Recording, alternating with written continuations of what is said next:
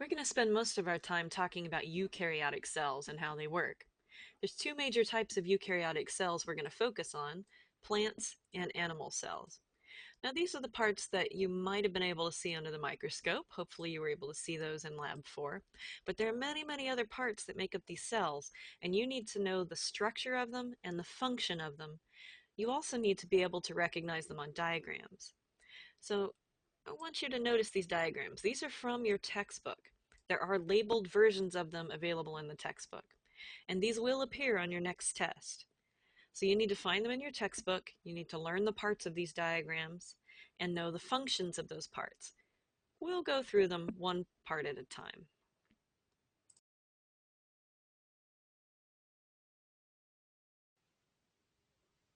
Our first non-membranous organelle is the cell wall. The cell wall is literally a wall made out of carbohydrates that exists on the outside of the plasma membrane. So here you can see it in a plant cell, here you can see it in a fungal cell. Now, not all cells have cell walls. Animal cells, such as ours, do not have them, but plant cells do, fungal cells do, and some of the protists have them too. They can be made out of different kinds of molecules. In plants, they're made out of cellulose, and in fungal cells, they're actually made out of chitin, the same carbohydrate you find in insect exoskeletons.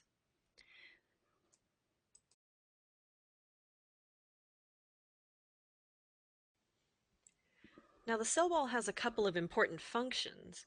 It helps protect the cell. It also helps give the cell its shape. Remember that the plasma membrane is actually a liquid. It's not a solid, so it doesn't give it the shape. This wall gives the cell its shape. But the cell wall is not airtight.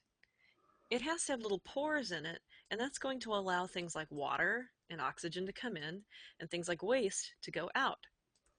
In other words, we say that the cell wall is permeable, which means it lets stuff in and out. So it's protective, but it is not air or water tight.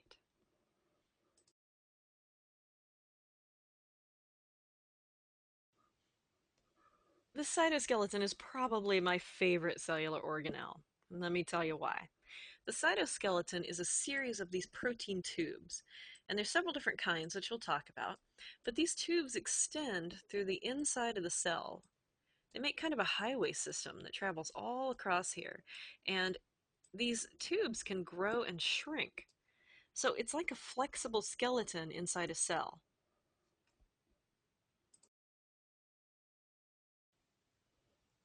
This is an image of a nerve cell under a fluorescent microscope. And what they've done here is they've attached the cytoskeleton to a protein known as GFP, or green fluorescence protein, so that anytime the cell expressed this protein or used this protein, it would glow green. And so you can actually see the cytoskeleton inside of the cell. Normally the cytoskeleton's clear and you can't see it. But what you can see is that these tubes are making a scaffolding inside this cell, and again, kind of a highway system that spreads throughout the interior. And again, these tubes can grow and shrink.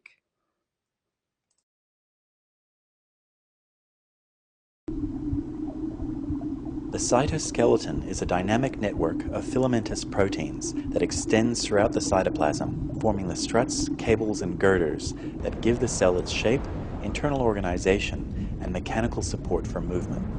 There are several types of protein filament, each built from subunits that rapidly come together or break apart, allowing these elaborate structures to be assembled and dismantled wherever they are required by the cell. Microtubules are stiff, hollow tubes that anchor other organelles and serve as tracks that guide the movement of vesicles and other cell components.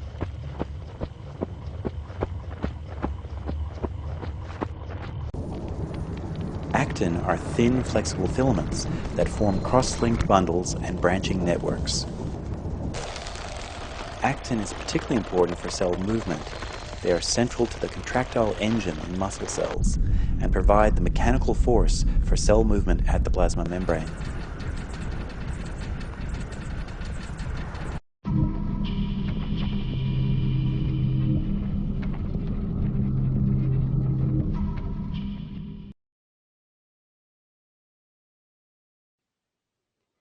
Now, what can you do with a skeleton that can grow and shrink at will? Well, you can do lots of things. The cytoskeleton helps determine the cell's shape. By making a scaffolding inside that liquidy plasma membrane, it helps determine what shape the cell is going to have. Some cells are able to swim using cilia and flagella, and those structures are also made out of these protein tubes. You can also move organelles and other things around inside the cell. Here, for instance, we see one of these giant protein tubes, and you can see that this blue ball, this thing's called a vesicle, is being hauled by this little guy, and it's being hauled along this tube. So the tubes inside serve as kind of a highway system to transport things from one area to another. One of the most important things that gets transported during cell division is the DNA. So when the cell is dividing, the chromosomes have to be hauled in the right direction, and it's cytoskeleton that allows this to happen. So you can do a lot of stuff with this flexible skeleton.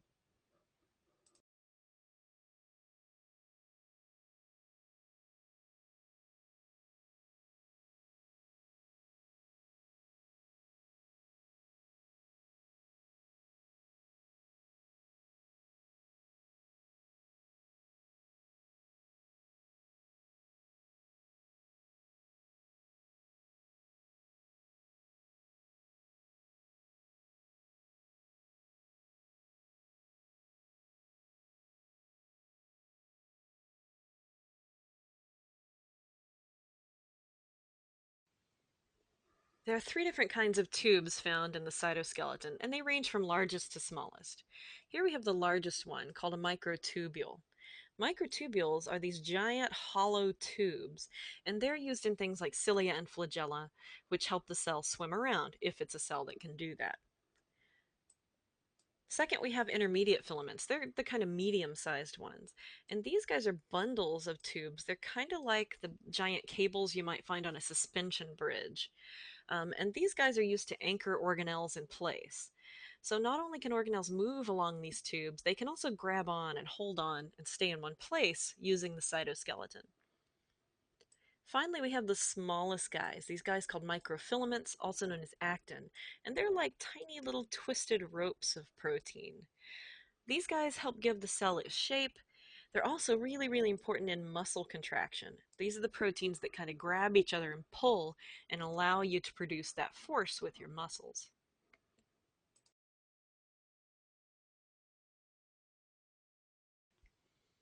Several different important organelles are made out of cytoskeletal elements, so let's look at those next. This first guy is known as a centriole. Now, centrioles are only active during cell division, so you don't see them all the time, but they are important. Centrioles are made of bundles of these little cytoskeletal elements set at almost a 90-degree angle to one another. Here you can see one in a dividing cell. Now, what these things do is during division, these tubes will grow out and they form something called the spindle. And the spindle grabs these pieces of DNA and it hauls them to opposite ends of the cell. And this is what allows the cell to divide.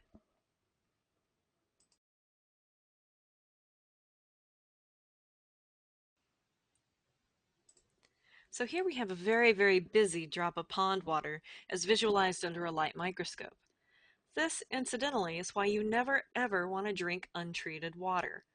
It's because it's very, very likely very, very full of microorganisms like this.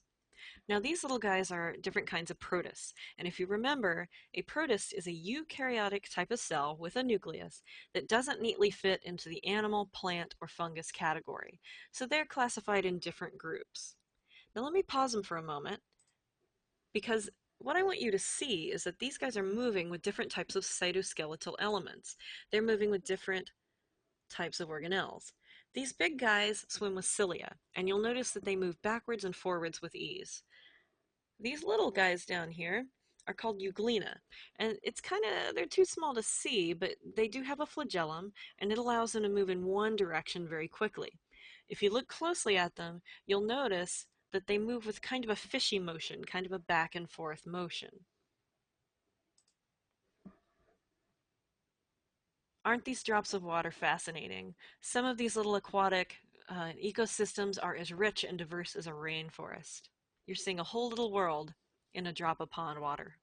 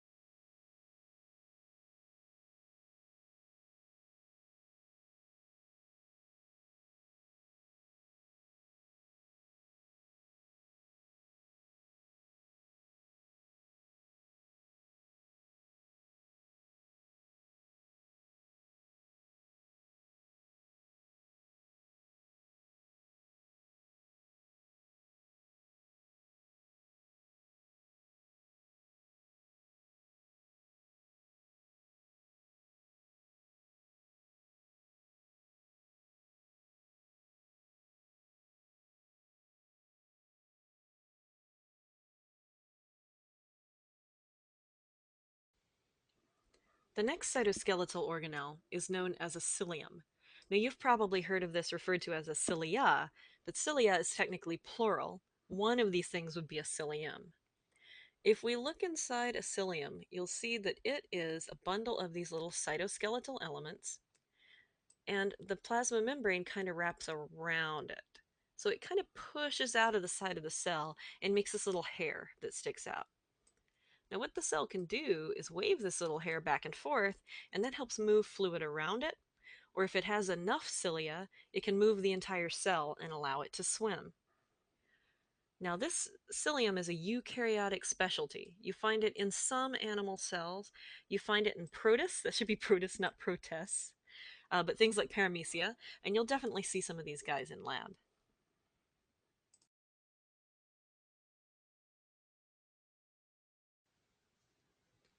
Here we have a Paramecium swimming. And what I want you to notice is that the whole surface of this thing is covered with these little cilia that stick out. Now, the cilia wave in a coordinated fashion, and that allows the paramecium to move forwards and backwards. Here we'll see him come into contact with a little piece of debris, and bump, oh, it can start swimming backwards. So cilia are a very flexible organelle, and it allows movement in many different directions.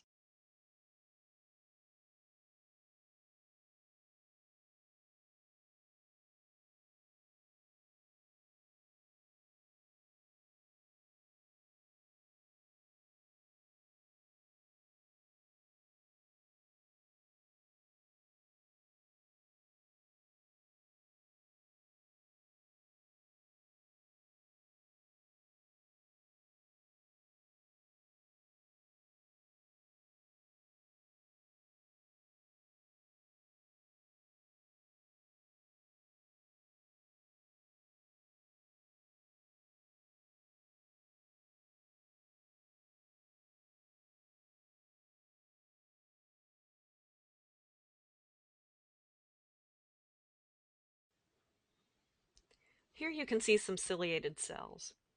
Now, some cells with cilia are able to swim, but no human cells are able to do that. However, we do have some cells that have cilia. Here, for instance, are some cells that might be found in your windpipe, in your trachea. So, why do they have cilia? Well, it's a disgusting story. Your trachea is coated with mucus, and your body constantly produces this mucus. The mucus flows down towards your lungs, and these cilia, they wave together and they beat up. So they pull that mucus away from your lungs and into the back of the throat. Now, why is mucus there? Well, it's sticky and it helps catch debris in the air that you breathe, and it helps prevent it from getting down in your lungs and causing obstructions and infections and stuff like that.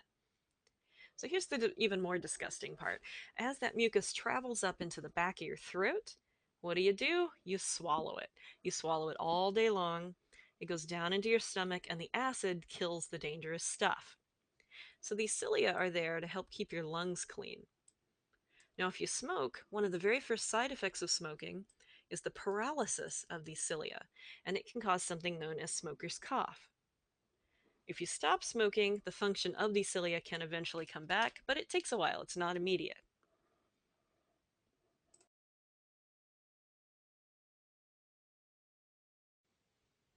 A flagellum is kind of like a cilium, except that whereas a cilium is a short little hair, a flagellum is more like a long tail. Now, because that flagellum is so long, when the base of this bends back and forth, it actually makes the tip of this thing spin around. So this is kind of like an outboard motor on a cell, and it propels a cell forward. Now, based on this diagram, you can guess which kind of human cell has a flagellum. There's only one kind, and it is the sperm cell.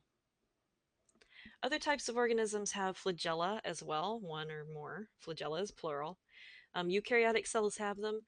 Prokaryotic cells and bacterial cells have them as well, although structurally they're different. They're put together a little differently.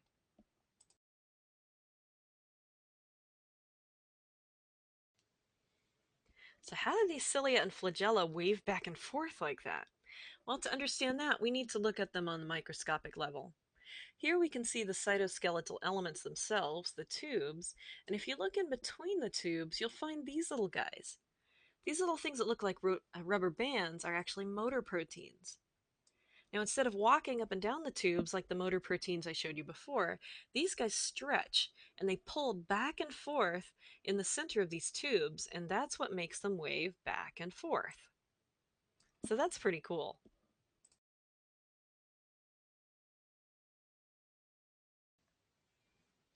Here's a little closer view of the Euglena we saw in a previous video. Now, in the previous video, they were swimming around. In this video, I'm going to be honest, they're a little bit drunk. You can see that they're moving very slowly, and that's because they've been given a chemical to slow them down so we can see them more easily. Now you'll notice that each one has a flagellum and it is whipping around in a circular motion. And when they haven't been drinking, this is what allows them to move forwards through the fluid. It propels them forward.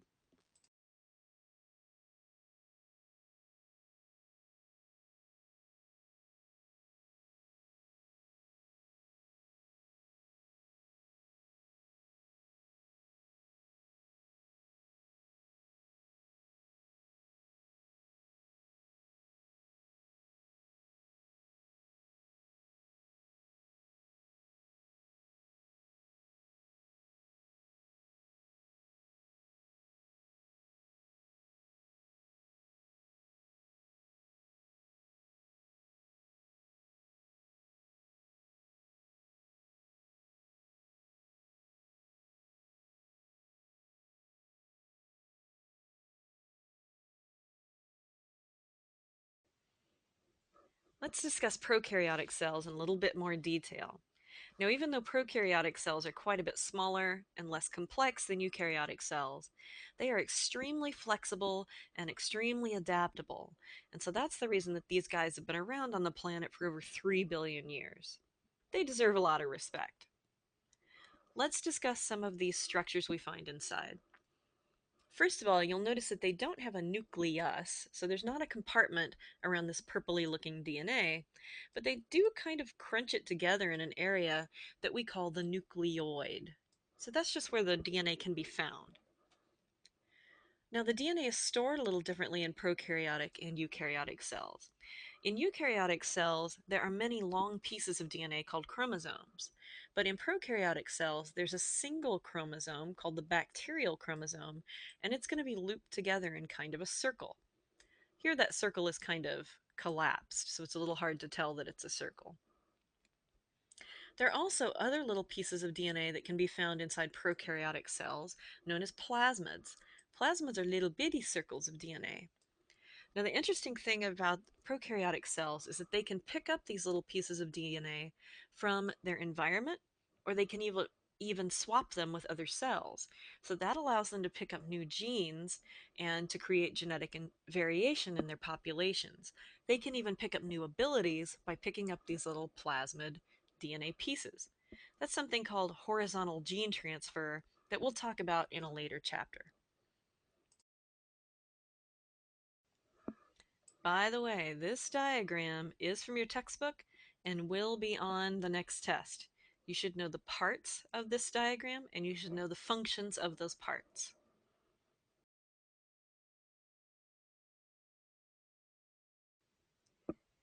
There are several interesting structures that can be found on the outside of a prokaryotic cell. First of all, we have the plasma membrane.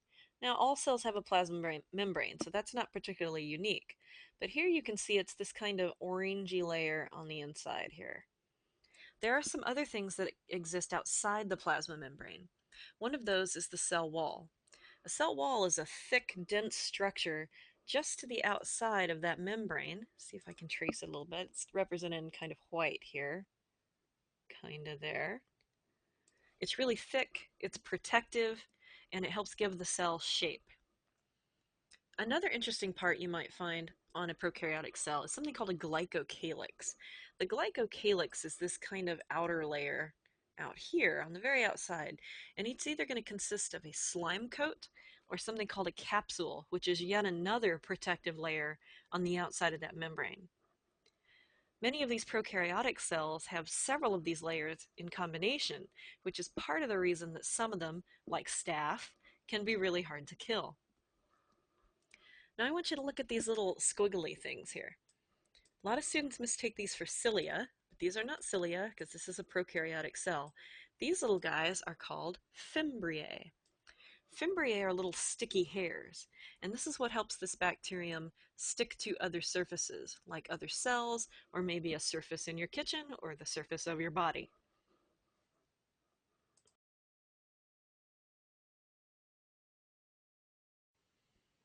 Now, if you ever take a microbiology course, you'll study prokaryotic cells till the cows come home.